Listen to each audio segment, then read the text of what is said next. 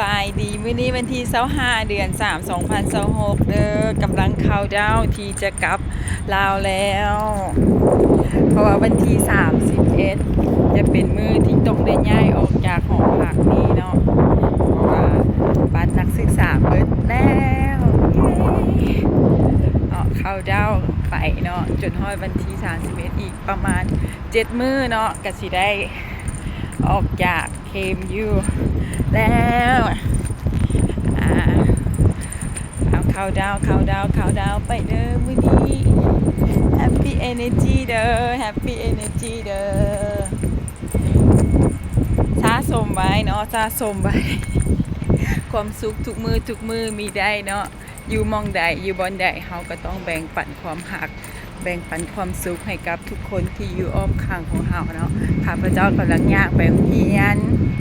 กะจิมาเบิ่งสถานที่ให้เบิ่งสถานที่ย่างไปโรงเรียนทุกมื้อเนาะแล้วก็สิโหลดไว้ YouTube เนาะเพื่อว่าให้ตัวเองเป็นที่ระลึกเนาะว่าเฮาเคยมาอยู่เคมอยู่ตึกนี้ก็เป็นตึกของหมอเนาะตึกนี้ก็เป็นตึกของหมอแล้วก็ย่างไปสถานที่ย่างมาอยู่ญี่ปุ่นเขาก็ขี่รถจักรเขาก็ขี่รถถีบเขาก็ขี่เนาะรถใหญ่เขาก็ขี่เนาะ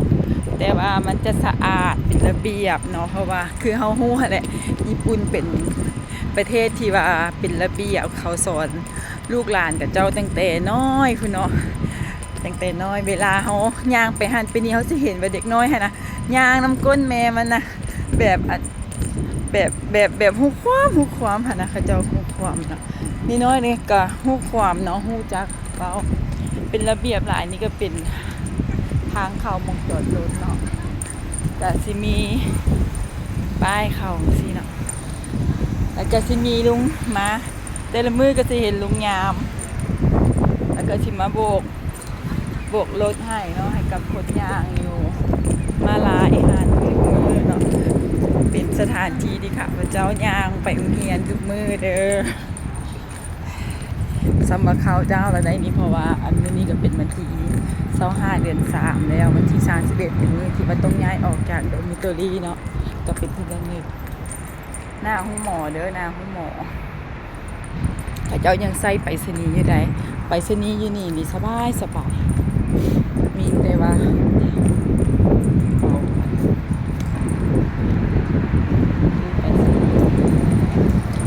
มาฝากไปรษณีย์อยู่ญี่ปุ่นนี่สบายนะอันนี้อยู่หน้าห้องหมอเราก็จะเห็นผู้เฒ่ามาหลายผู้เฒ่าอยู่ห้องหมอมาห้องหมอหลายทางเขาอันนี้ห้องหมอเด้อทางเขาหมอเด้อก็จะมีมองจอดรถมองจอดรถเขาก็ไว้ต่างหากเนาะมองจอดรถแท็กซี่ก็ไว้ต่างหากเนาะขึ้นไปนี่ก็เป็นสั้น2เนาะของขึ้นไปทางห้องหมอขึ้นทางหน้านี่ก็ได้เนาะแล้วก็สิต่อสั้น2ไปมันก็สิต่อไปพุ่นตัวนั้นก็สิแม่นทางไปห้านกาแฟเนาะอยู่หั่นเนาะมาฮอดโรงเรียนแล้วซากุระยังบ่ออกวันที่25เดือน3ซากุระยังบ่ออกอยู่ KMU น่ะเด็กกำลังสิย่างไปโรงเรียนเนาะกำลังสิย่างไปโรงเรียนอันนั้นเป็นตึกโรงเรียนตอนนั้นเป็นตึกของหมอเนาะอากาศเย็นสบายเนาะที่25เด้KMU My life for year in KMU will be finished. No, I'm really happy energy. Thank you KMU. Thank you my life in Japan. ขอให้ทุกคนมีความสุขกับชีวิตของเฮาแล้วก็